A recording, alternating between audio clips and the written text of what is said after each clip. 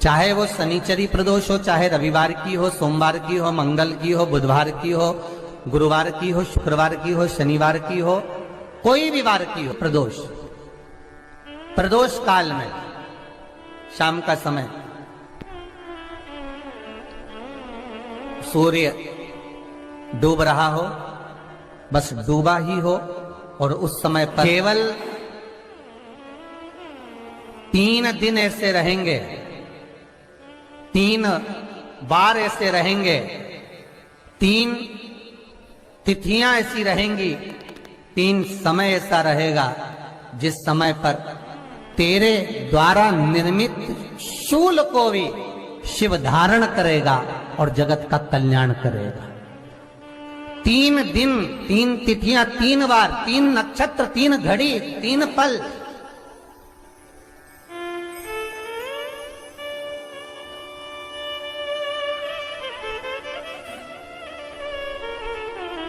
जिसमें बाबा शूल भी धारण करते हैं, और शूल अकेले धारण नहीं करते महाराज।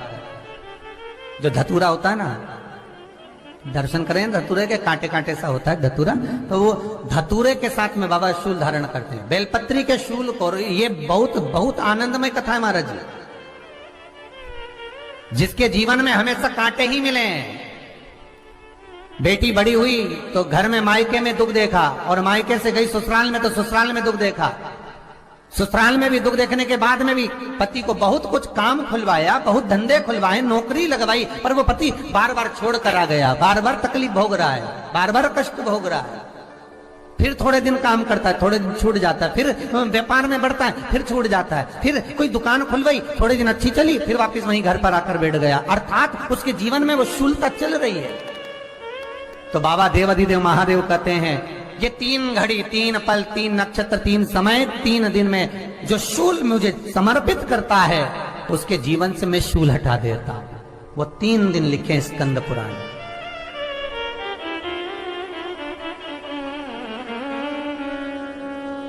महाराज, बैसाख महीने में जो प्रदोष आती है, बैसाख के महीने में बहुत ध्यान से सुनना भाई, जो अपनी जिंदगी से बहुत तंग आ गए हो, परेशान हो गए हो, कष्टमय जीवन जी रहे हो, बहुत दुखी हो गए हो, उनके लिए ये स्कंद पुराण का चरित्र फिर मिले ना मिले, आप प्रेम से सुन लो भाव से। पहला, बैसाख महीने की प्रदोष, चाहे वो शनिचरी प्रदोष हो, चाहे रविवार की हो, सोमवार की हो, मंगल की हो, बुधवार की हो, गुरुवार की हो, शुक्रवार की हो, शनिवार की हो, कोई भी वार की हो, पर बैसाख महीने की प्रदोष, प्रदोष काल में शाम का समय सूर्य डूब रहा हो, बस डूबा ही हो, और उस समय पर सूर्य के डूबन के तुरंत बाद बाबा को धतूरे के साथ में बेलपत्री ना चढ़ाते हुए, बेलपत्री के वृक्ष के 7 कांटे बाबा के शिवलिंग पर समर्पित करे जाते हैं महाराज, अपनी जिंदगी में अड़चनों को हटाने के लिए। फिर आप जिस व्यापार में उतरे, जिस व्यवसाय में उतरे, जिस नौकरी में उतरे, आप दिल से करें, आपको तरक्की मिलेगी। आप हार नहीं सकते, नीचे नहीं आ सकते, उन्नति पर ही चढ़ेंगे। एक वैशाख मास की प्रदोष। दूसरा, शिवरात्रि के दिन मध्याह्न का समय महाराज, जो बड़ी शिवरात्रि होती है माघ की, बड़ी शिवरात्रि के अंतर्गत मध्याह्न का समय, दोपहर के ठीक 12 बजे, चाहे फिर वो कोई भी दिन हो महाराज, शिवरात्रि जिस दिन पड़ रही हो,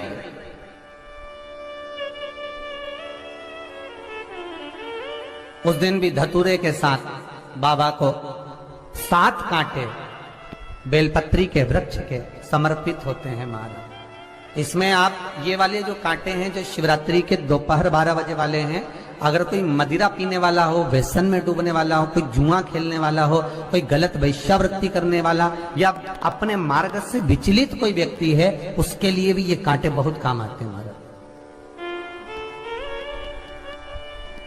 दूसरा, पार्वती, तेरे द्वारा तेरे नयन अश्रु से जो प्रगटा हुआ बेल का वृक्ष है, द्वितीय शूल मैं वहां धारण करता हूं, तृतीय शूल, तीसरा शूल जो वर्णन करा गया महाराज भगवान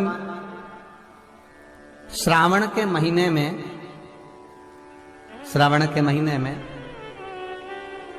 जो भी दूसरा सोमवार पड़े, जो भी पड़े श्रावण के महीने का दूसरा सोमवार, आप सबको पहले भी श्रावण के महीने में जो कथा कही उसका व्याख्यान वर्णन करा कि श्रावण का महीने का महत्व क्या है, वो भी आपको ऑनलाइन कथा में आप लोग सुन चुके हैं, लाइव कथा में श्रावण का पूरा महत्व बताया था कि श्रावण के महीने में शंकर भगवान को पूरा लेखा जोखा का भार प्रदान किया गया था।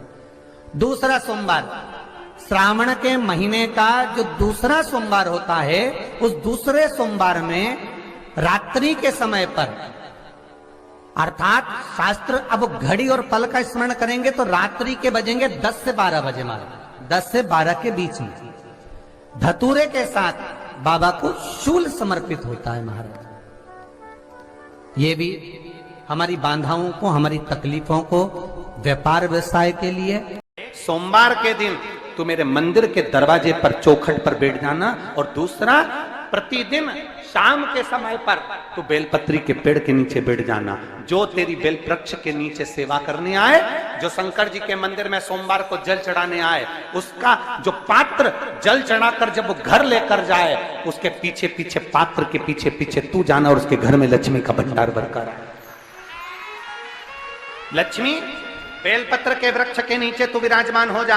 उस बेलपत्र के वृक्ष के नीचे जो बुआरी लगाए, सेवा करे, चाकरी करे, एक बेटी को जैसे बड़ा करते हैं वैसे बेलपत्री के वृक्ष को जो बड़ा करे, बेलपत्री के वृक्ष का जो पालन करे, पोषण करे, उसकी संभाल करे, उस बेलपत्री के वृक्ष को जैसे जैसे वो उन्नति करे, वैसे वैसे उसके घर में समृद्धि बढ़ते जाए। उस जिसका खुद का मकान नहीं हो, खुद का मकान नहीं हो, किराए के मकान में रहते रहते जिंदगी बीत रही हो, खुद का नहीं,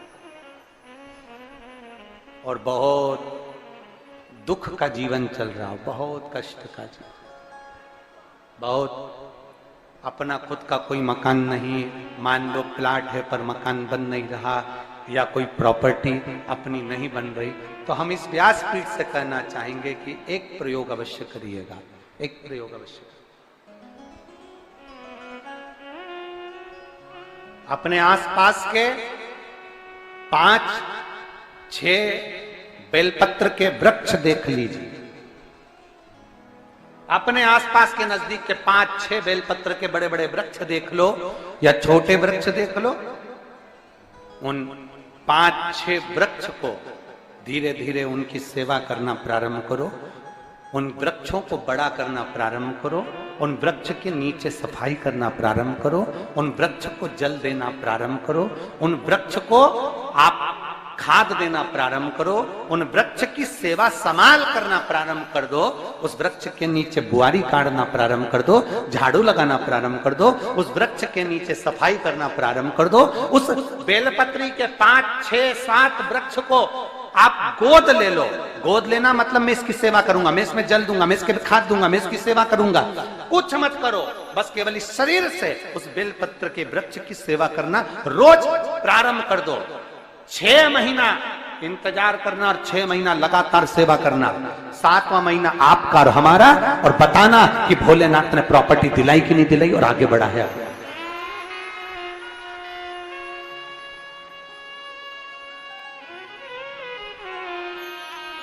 एक बेलपत्र का वृक्ष जिसके नीचे माता लक्ष्मी विराजमान होती है, एक बेलपत्र के वृक्ष के नीचे लक्ष्मी रहती है। दुनिया के लोग कहते हैं लक्ष्मी जी का दिन कौन सा है, बोलो जम के जल्दी से। शुक्रवार। दुनिया के लोग कहते हैं लक्ष्मी जी का दिन शुक्रवार है, पर माता लक्ष्मी से पूछा जाए कि तुम्हारी माता ख्याति देवी नारायण भगवान के साथ तुम्हारी शादी नहीं कर रही थी, शंकर को लक्ष्मी दे रही थी, तब तुमने भगवान शंकर से विनती करी, भोले बाबा मैं नारायण से प्रेम करती हूँ, भगवान नारायण से मेरा विवाह हो। तो माता ख्याति देवी से शंकर भगवान ने विनय कर कर कहा कि लक्ष्मी जी का विवाह नारायण के साथ कर दिया जाए। भगवान नारायण के साथ जब लक्ष्मी जी का विवाह हो गया, तब लक्ष्मी जी हाथ जोड़कर बोलती हैं, बाबा मेरा विवाह नारायण के साथ हो गया, पर मैं आपके चरणों की सेवा करना चाहती हूँ, बाबा आप कृपा करिए कि मैं क्या करूं आपके लिए। शंकर भगवान कहते हैं लक्ष्मी बस 2 चीजें कर दे, एक सोमवार के दिन तू मेरे मंदिर के दरवाजे पर चौखट पर बैठ जाना, और दूसरा प्रतिदिन शाम के समय पर तू बेलपत्री के पेड़ के नीचे बैठ जाना। जो तेरी बेल वृक्ष के नीचे सेवा करने आए, जो शंकर जी के मंदिर में सोमवार को जल चढ़ाने आए, उसका जो पात्र जल चढ़ाकर जब वो घर लेकर जाए, उसके पीछे पीछे, पात्र के पीछे पीछे तू जाना और उसके घर में लक्ष्मी का भंडार भरकर आए। लक्ष्मी बेलपत्र के वृक्ष के नीचे तू विराजमान हो जा। उस बेलपत्र के वृक्ष के नीचे जो बुआरी लगाए, सेवा करे, चाकरी करे, एक बेटी को जैसे बड़ा करते हैं वैसे बेलपत्री के वृक्ष को जो बड़ा करे, बेलपत्री के वृक्ष का जो पालन करे, पोषण करे, उसकी संभाल करे, उस बेलपत्री के वृक्ष को जैसे जैसे वो उन्नति करे, वैसे वैसे उसके घर में समृद्धि बढ़ते जाए, उसके घर में वैभव बढ़ते जाए। ये शंकर भगवान माता लक्ष्मी से करे, भगवान शिव माता लक्ष्मी से करे। तो भस्म, अगर शिव के मंदिर में भस्म मिल जाए, शंकर पर चढ़ी हुई भस्म अगर मिल जाए तो, और अगर भस्म ना मिले ना, तो शंकर के जो शंकर भगवान का जो शिवलिंग है, शिवलिंग के आसपास में जो जलाधारी है, यहां अगर भस्म ना मिले तो इस जलाधारी पर अपना हाथ स्पर्श कर कर अपने तन पर उसको लगाकर जरूर। भस्म एक शंकर पर चढ़ा हुआ जल, दूसरे नंबर पर है शंकर पर चढ़ी हुई भस्म। ये दो स्पर्श जरूर, स्पर्श। एक भस्म का एक बड़ा सुंदर चरित्र आता है। दूसरा, जिस भूमि पर बैठकर कथा सुनो, उसकी रज को अपने मस्तक पर थोड़ा सा लगाकर अवश्य जाओ, तो जीवन का एक आनंद है।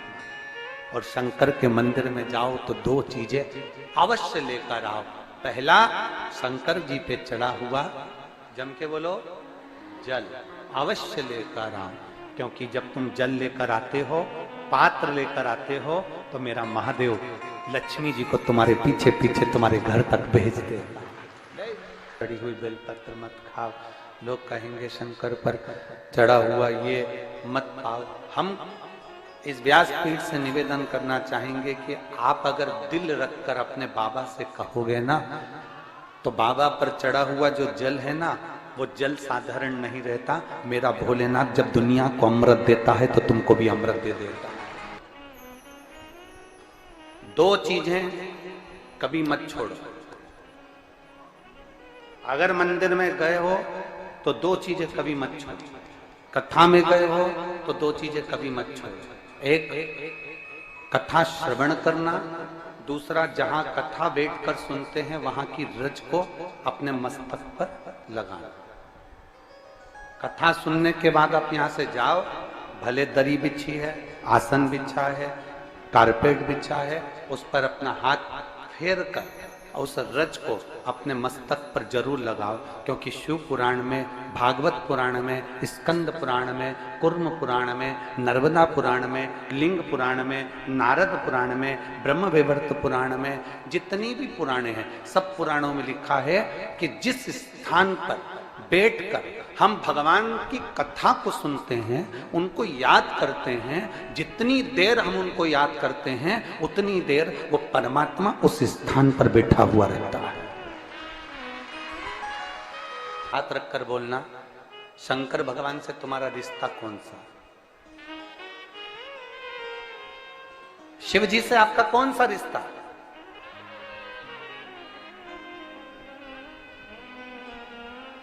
शंकर भगवान को आप क्या मानते हो? हमने आपको एक संबंध बताया था कि सीहोर कुबेरेश्वर धाम आपका मायका है, तो हम आपके भाई हैं, तो शंकर भगवान आपके पिता हैं, आपके बाप हैं, आपका बाबा है, आपका दादा है।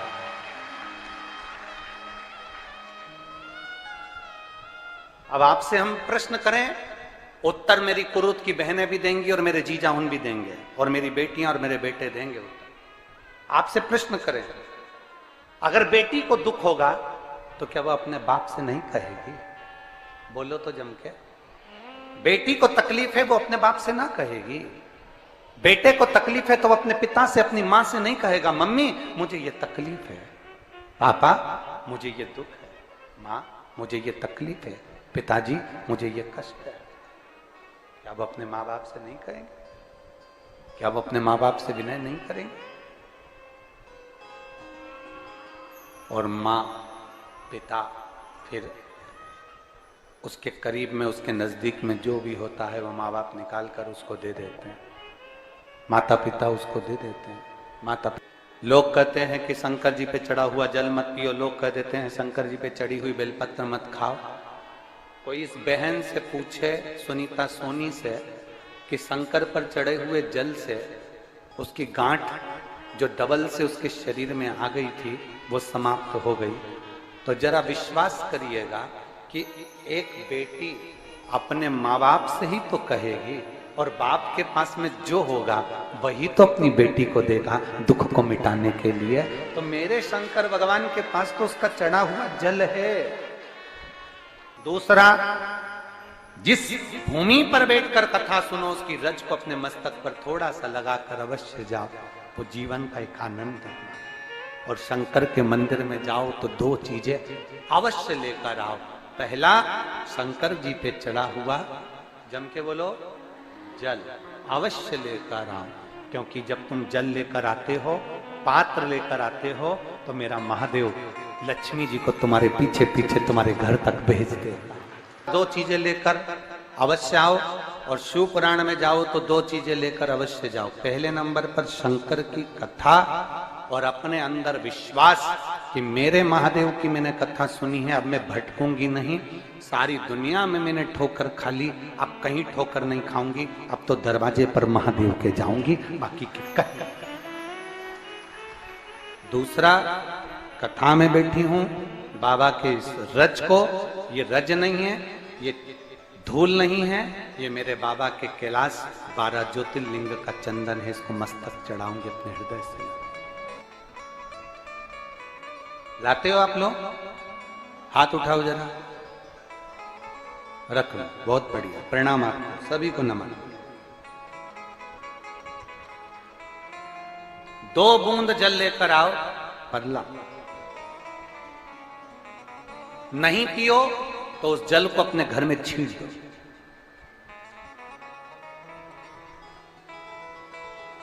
नहीं पी सकते, उस जल को छींट दो। सारे घर के लोग नहीं पी रहे, उस जल को मटके में डाल दो, हंडे में डाल दो। 2 बूंद जल हंडे में डाला, सब पी गई। आपको अलग अलग किसी को देने की जरूरत नहीं पड़ी, किसी को नहीं। हंडे में डाल दो, मटके में डाल दो, सब उस पानी को पीना रात।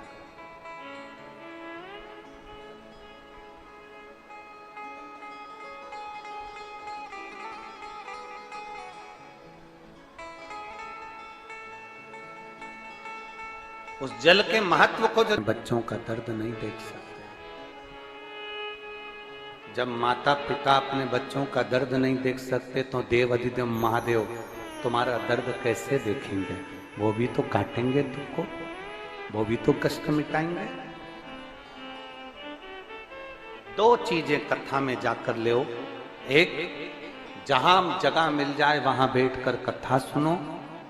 धूप लगे, पंडालों की इतनी व्यवस्था नहीं हो पाती है, पंडाल लगाने वाले, टेंट लगाने वाले टेंट लगा लगा के थक जाते हैं, तो अपने साथ एक छाता लेकर चलो।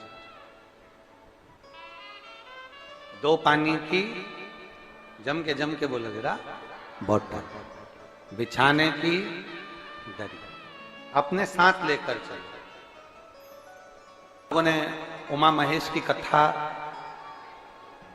अपने जीवन में धारण करी कि नहीं करी वो हमको नहीं स्मरण है, पर एक बात का स्मरण करिएगा, ये जो कथा चल रही है ये गौरी शंकर चल रही है। इसके बाद में जो अमलेश्वर में कथा है वो कौन सी है? समर्पण शिव महापुराण कथा। उस समर्पण शिव महापुराण की कथा जब 2 तारीख को विराम हो जाएगी, तब उसके बाद में जो कथा 6 जून को प्रारंभ होगी सोलापुर महाराष्ट्र में, उस कथा का नाम रहेगा उमा महेश शिव महापुराण की कथा। उसको जरूर सुनो। सोलापुर में जो 6 जून से कथा होगी उसका नाम उमा महेश शिव महापुराण, उसको सुनना, श्रवण करना, उसको धारण करना है। उसमें इतने प्रश्न माता उमा ने भगवान महेश से करे हैं और महेश भगवान शंकर उसका हर प्रश्न का उत्तर दे रहा है। भगवान महेश भगवान शंकर हर प्रश्न का बाबा बोले माता उमा ने भगवान शिव जी से, महेश भगवान से, भगवान शंकर से करेंगे, बाबा भोलेनाथ जी बताओ, संसार में जन्म लेने वाले व्यक्ति के जीवन में उसके भाग्य में अगर सुख नहीं है, उसके भाग्य में खुशियां नहीं है, उसके भाग्य में कोई अच्छा है ही नहीं, तो वो जीव क्या करेगा? वो जीव क्या करेगा?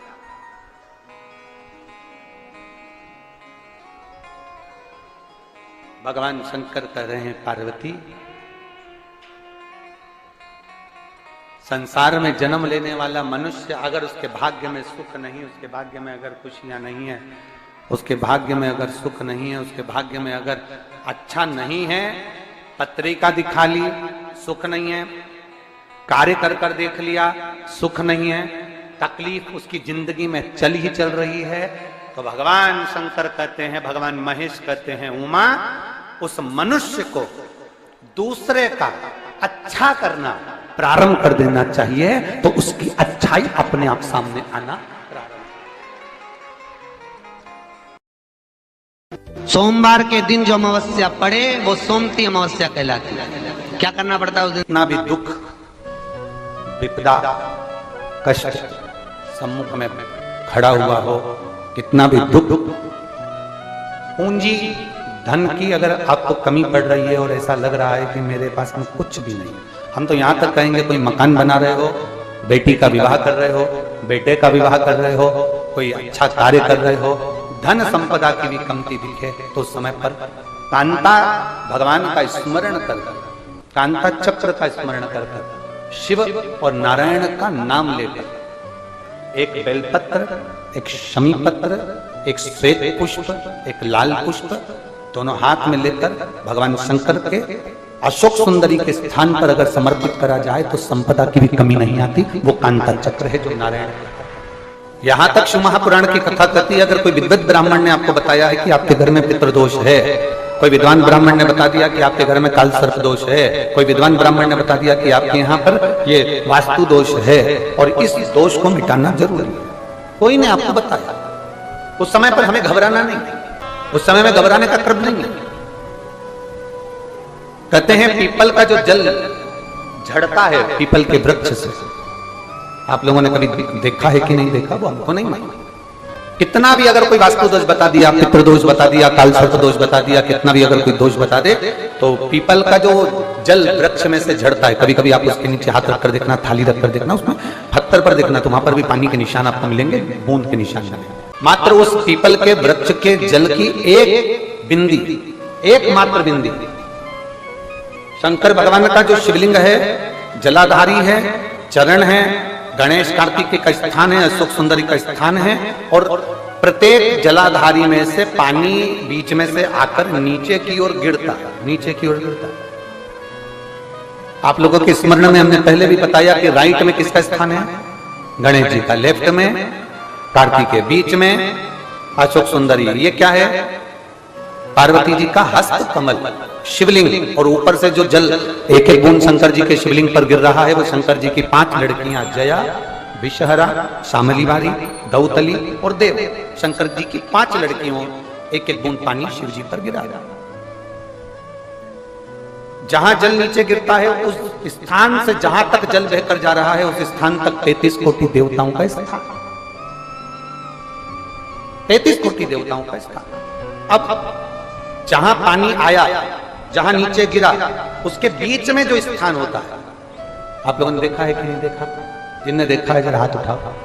ये पानी जैसे यहां तक आया और यहां के बाद नीचे गिरेगा, तब वो नाली के माध्यम से बाहर जाएगा। तो जितनी दूर यहां से वो नीचे की ओर जो गिर रहा है, यहां से वो नीचे की ओर जो पानी जा रहा है, ये जो स्थान होता है, ये हमारे 3 दोषों को निवारण तुरंत कर देता है। एक हमारा पितृदोष, एक हमारा काल सर्प दोष और एक हमारा वास्तु दोष का निवारण ये तुरंत। और ये तो हमने केवल आपको शिव महापुराण के माध्यम से बताया कि ये 3 दोष का निवारण कर देता है, पर यदि कभी आप ध्यान से लिंग पुराण को पढ़ेंगे, आप यदि लिंग पुराण को पढ़ेंगे और गीता प्रेस गोरखपुर की लिंग पुराण को लाकर यदि आप पढ़ते हैं, या गीता प्रेस गोरखपुर की शिव अंक को भी आप अगर पढ़ेंगे, उसका नंबर हमारे स्मरण में नहीं आ रहा है, शिव अंक को भी अगर आप पढ़ेंगे तो उसमें भी आपको वर्णन मिलेगा कि हम तो केवल 3 दोष का बता रहे हैं, पर हमारे शास्त्र तो यहाँ पर और भी दोषों का वर्णन कर रहे हैं। जैसे किसी ने बता दिया आपको शनि का दोष है, किसी ने बता दिया मंगल का दोष है, किसी ने बता दिया आपको केतु का दोष है, किसी ने बता दिया आपको राहु का दोष है, किसी ने आपको कह दिया कि बृहस्पति का दोष है, किसी ने कह दिया आपको ये वाला दोष है। दुनिया के जितने दोष पीपल के वृक्ष के झड़ता हुआ जल की एक बूंद का स्पर्श, भले वो सूख गई हो, उसका एक स्पर्श मात्र जहां पानी नीचे की ओर गिर रहा है, उतनी परिधि, उतनी जगह के बीच में जहां से पानी गिरता है, बस उस स्थान पर अगर वो उंगली अपना नाम और गोत्र का स्मरण कर भी लगा दी जाए और एक लोटा जल चढ़ा दिया जाए, तो ये जितने दुनिया के दोष हैं वो अपने आप समाप्त हो ही जाते हैं। शंकर की बोल बम का नारा है। और अच्छे से समझ लो, जरा ध्यान में आ जाए आप लोगों के, नहीं तो गलत कर बैठो तो बहुत स्मरण रखिएगा। शिवलिंग जलाधारी में से पानी बहता है, नीचे की ओर जाता है। जितना मोटा शिवलिंग की ये जलाधारी होती है, उसमें से पानी जहां नीचे गिरता है, जितनी भी मोटी हो उसमें कहीं पर भी आप बिंदी लगा सकते हैं। उस स्थान पर आप कहीं पर भी उस बिंदी को लगा सकते। कोई कह दे तुमको कि तुम्हारा मंगल गड़बड़ है, कोई कह दे तुमको तुम्हारा राहु गड़बड़ है, कोई कह दे तुमको तुम्हारा केतु गड़बड़ है, कोई तुमसे कह दे तुम्हारा बृहस्पति गड़बड़ है, तो समझ लेना कि हमारे ग्रह की दशा को सुधारने के लिए ये जो स्थान है, बस उस स्थान पर एक बिंदु एक। अब आज के जमाने में आपने देखा होगा, जब से आप शंकर जी को जल चढ़ाना प्रारंभ करें, जब से आपने शिव महापुराण की कथा सुनना प्रारंभ करी, तब से आपने सुना होगा कि कोई भी अब ज्यादा आपको सुनने को नहीं मिलता कि वास्तु दोष हो गया, कि पितृदोष हो गया, कि कालसर्प दोष हो गया। इसके पहले का जो समय था, उस समय किसी को भी पत्रिका दिखाओ, किसी के पास भी जाओ, वास्तु दोष, कालसर्प दोष, पितृदोष, ये सारे दोष चलते रहते थे। पर तुमने जो एक लोटा जल शंकर भगवान को समर्पित करा, तुम्हारा चढ़ा हुआ जल उसी स्थान से नीचे गिर रहा है जहां हमने बिंदी लगाने का बताया, वहां से नीचे गिर रहा है, तो तुम्हारा दोष जल चढ़ाते चढ़ाते अपने आप वो दोष समाप्त होता चलेगा। सारी समस्या का हल एक लोटा। आपके घर में पितृदोष है, आपको ऐसा महसूस होता है, आपको लगता है, तो किसी भी नवरात्रि के पहले जो अमावस्या पड़ती है, मान लो अपन अमावस्या पड़ी, आप एक अंदाजा लगाइए, तो जिस दिन अमावस्या रहे उस दिन चावल की कटोरी में एक कपूर का टुकड़ा रख दीजिए महाराज, छोटा सा, और कपूर का टुकड़ा रखकर उस कपूर को दरवाजे के बाहर कटोरी में ही, चावल रखी हुई कटोरी में ही उसको पितरों का स्मरण कर कर जला दीजिए। और जलाने के बाद उस चावल को कहीं भी किसी भी वृक्ष की छांव में पक्षियों के लिए डाल दीजिए। शिव महापुराण की कथा कहती है, अगर मान लो पितृ आपको कष्ट दे रहे हैं, पितृ आपको तकलीफ दे रहे हैं, कोई काम नहीं होने दे रहे हैं, या कहीं आपको ऐसा लगता है कि पितरों का दोष है, तो वो पितृदोष देवी, अब ये जो आप करेंगे ये कब कर रहे हैं? अमावस्या के दिन आप उसको रख रहे हैं, अमावस्या के दिन उसको रखकर रात भर आपने रखा कपूर के साथ में, सुबह एकम पड़ गई, नवरात्रि लग गई, उसी दिन उसको जलाकर आपने पटक दिया। अर्थात उससे देवी और पितृ इन दोनों का आशीर्वाद जो प्राप्त होता है, तो घर में से पितृदोष समाप्त होकर लक्ष्मी की वृद्धि प्रारंभ हो जाती है, कार्य में सिद्धता आ जाती है। मान लो अगर पितृदोष है तो करो, नहीं है बड़े अलमस्ती से रहो, तो ये पितृदोष का स्मरण। तो यहाँ शास्त्र कह रहा है कि पितरों का जो लोक होता है, पितर जो लोक होता है, उस पितृलोक में 64 योगिनियां प्रवेश नहीं करती। जैसे सोमती अमावस्या, कौन सी अमावस्या? सोमती अमावस्या। सोमवार के दिन जो अमावस्या पड़े वो सोमती अमावस्या कहलाती है। क्या करना पड़ता है उस दिन? पीपल के पेड़ की परिक्रमा करो, या तुलसी की परिक्रमा करो, या पूजन करो, पाठ करो, कुछ भी करो, पर सोमती के दिन दान करो, पुण्य करो, सत्कर्म करो, भजन करो। तो सोमती अमावस्या का विधान इतना शास्त्र क्यों कहता है कि सारी अमावस्याओं में प्रबल सोमती अमावस्या है? शनिचरी अमावस्या से भी बड़ी अमावस्या सोमती कहलाती है हमारा। तो कहा उस दिन सारे जितने भी ग्रह हैं, जितने भी ग्रह, सारे ग्रह चंद्रदेव के साथ मिलकर भगवान शंकर की आराधना में डूबते हैं और भगवान शंकर की आराधना में डूबते हैं, तो उस दिन जो किया हुआ दान पुण्य सत्कर्म है वो हमारे, आप लोगों को मालूम होगा पितरों की 3 गतियां, पितर, आहुत, वासुक। कितने? 3।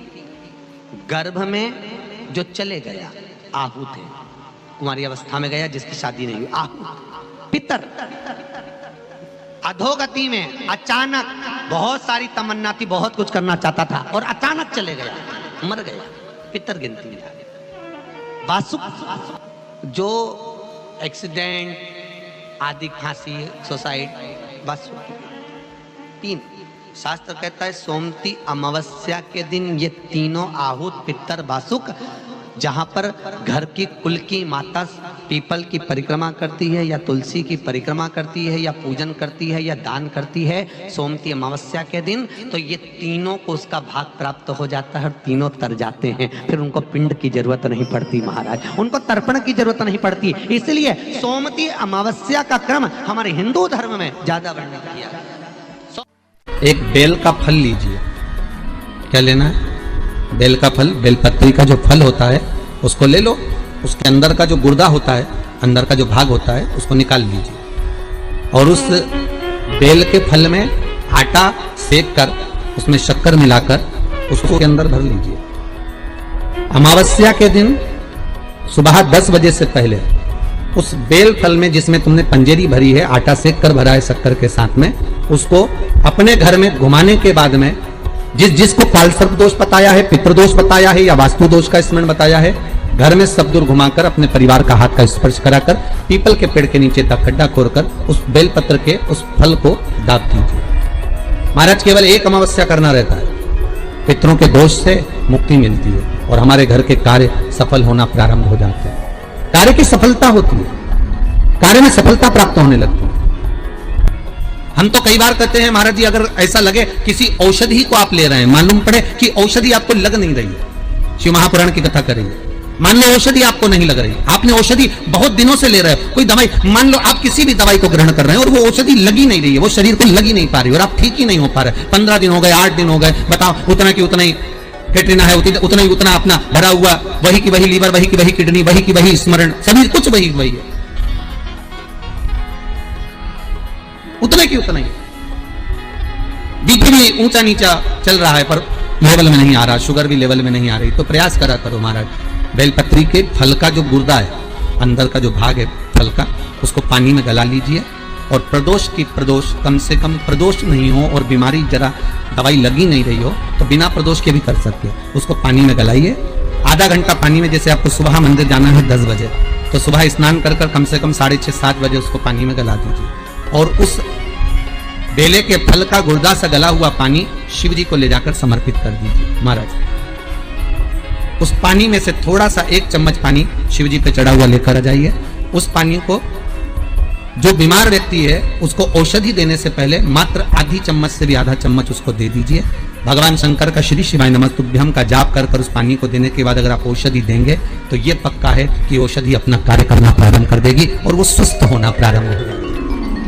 क्या करना पड़ता है उस दिन? पीपल के पेड़ की परिक्रमा करो या तुलसी की परिक्रमा करो या पूजन करो, पाठ करो, कुछ भी करो, पर सोमती के दिन दान करो, पुण्य करो, सत्कर्म करो, भजन करो। तो सोमती अमावस्या का विधान इतना शास्त्र क्यों कहता है कि सारी अमावस्याओं में प्रबल सोमती अमावस्या, शनिचरी अमावस्या से भी बड़ी अमावस्या सोमती कहलाती है। हमारा जितने भी ग्रह, सारे ग्रह चंद्रदेव के साथ मिलकर भगवान शंकर की आराधना में डूबते हैं और भगवान शंकर की आराधना में डूबते हैं तो उस दिन जो किया हुआ दान पुण्य सत्कर्म है वो हमारे।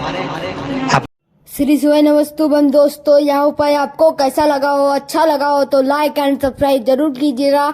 यह उपाय जो प्रदीप मिश्रा जी बता रहे हैं वह उपाय करेंगे तो आपके भाग खुल जाएंगे।